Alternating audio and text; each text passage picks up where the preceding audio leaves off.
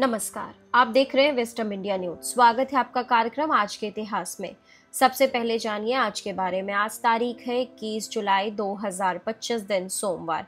Hindi calendar वैदिक पंचांग के अनुसार आज कृष्ण पक्ष की एकादशी तिथि है। विक्रम संवत के अनुसार सन 2082। तो आइए बात करते हैं 21 जुलाई की। आज के इतिहास में 21 जुलाई की तारीख क्यों इम्पोर्टेंट है आपको बताते हैं। तो सबसे पहले बात करते हैं साल 1906 की। 21 जुलाई 1906 के दिन ही भारतीय राष्ट्रीय कांग्रेस के प्रथम अध्यक्ष व्योमेश चंद्र बैनर्जी का निधन हुआ था। वे एक प्रख्यात वकील, शिक्षाविद और राष्ट्रवादी विचारक थे, जिन्होंने 1885 में कांग्रेस के पहले अधिवेशन की अध्यक्षता की थी, जो मुंबई तब का बॉम्बे वहां पे हुआ था। उस अधिवेशन में कुल 72 प्रतिनिधियों ने भाग लिया था और यह भारतीय राजनीतिक जागरण की दिशा में पहला संगठित कदम माना गया। व्योमेश चंद्र बैनर्जी भारतीयों को संवैधानिक अधिकारों और प्रशासन में भागीदारी दिलाने के प्रबल समर्थक थे। वे कलकत्ता विश्वविद्यालय के पहले भारतीय ग्रेजुएट में से एक थे और उन्हें सर की उपाधि से भी सम्मानित किया गया था। उन्होंने न्यायिक सुधारों, प्रेस की स्वतंत्रता और स्वदेशी आंदोलन के समर्थन में भी सक्रिय भूमिका निभाई। वे पश्चिमी शिक्षा और भारतीय परंपराओं के समन्वय में विश्वास रखते थे।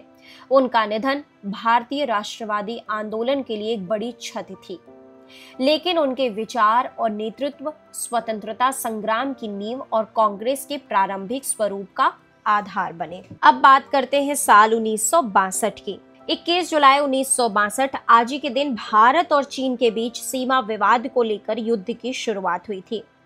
यह युद्ध मुख्य रूप से अक्साई चीन और अरुणाचल प्रदेश के क्षेत्र में लेकर के हुआ था। इस संघर्ष ने भारत की सैन्य और कूटनीतिक नीतियों पर गहरा प्रभाव डाला।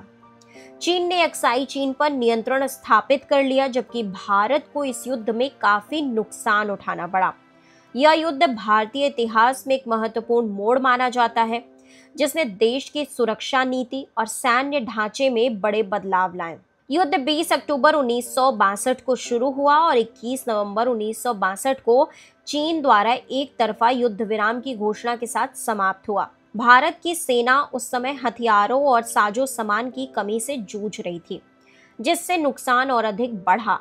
इस युद्ध के बाद भारत ने अपने रक्षा बजट में भारी वृद्धि की और सेना के आधुनिकीकरण की दिशा में ठोस कदम उठाए। वहीं पंडित जवाहरलाल नेहरू की विदेश नीति की भी व्यापक समीक्षा हुई और यह घटना भारतीय जनमानस में लंबे समय तक एक गहरी स्मृति के रूप में दर्ज रही।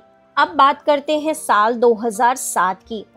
21 जुलाई 2007 को प्रतिभा पाटिल ने इतिहास रचते हुए भारत की पहली महिला राष्ट्रपति के रूप में शपथ ली। वे भारत के 12वें राष्ट्रपति बनी और इस सर्वोच्च संवैधानिक पद तक पहुंचने वाली पहली महिला थी। इससे पहले वह राजस्थान की पहली महिला राज्यपाल रह चुकी थी और उन्होंने महाराष्ट्र विधानसभा की पहली महिला अध्यक्ष के रूप में भी कार्य किया था। उनके राष्ट्रपति बनने को महिलाओं के सशक्तिकरण की दिशा में एक महत्वपूर्ण मील का पत्थर माना गया। उनके कार्यकाल के दौरान सूचना का अधिकार यानी आरटीआई, शिक्षा, महिला सुरक्षा और ग्रामीण विकास जैसे विषयों पर विशेष ध्यान दिया गया।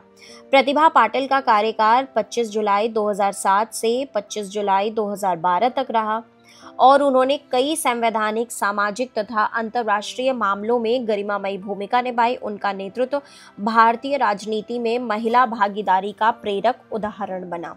तो वहीं एक बार और बात कर लेते हैं साल 2007 की। तो 21 जुलाई 2007 को आज ही के दिन वॉशिंगटन में 4 दिन चले गहन विचार विमर्श के बाद भारत अमेरिका असैन्य परमाणु समझौते यानी 123 एग्रीमेंट का प्रारूप तैयार किया गया था। यह समझौता भारत और अमेरिका के बीच रणनीतिक साझेदारी को एक नया आयाम देने वाला ऐतिहासिक कदम था। इसके तहत भारत को वैश्विक परमाणु व्यापार और आधुनिक तकनीक तक पहुंच प्राप्त हुई, जबकि वह परमाणु अप्रसंसार संधि यानी एनपीटी का सदस्य नहीं है।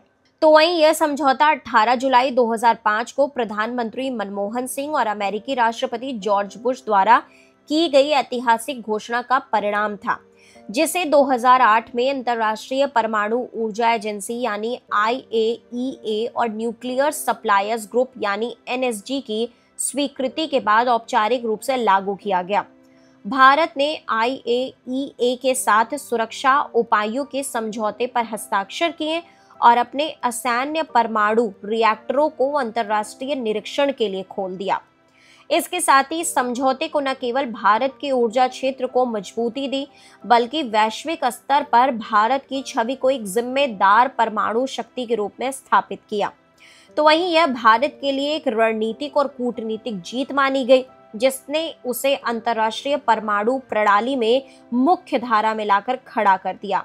साथ ही यह समझौता भारत की ऊर्जा जरूरतों को पूरा करने के लिए एक स्वच्छ, सतत और दीर्घकालिक समाधान के रूप में देखा गया।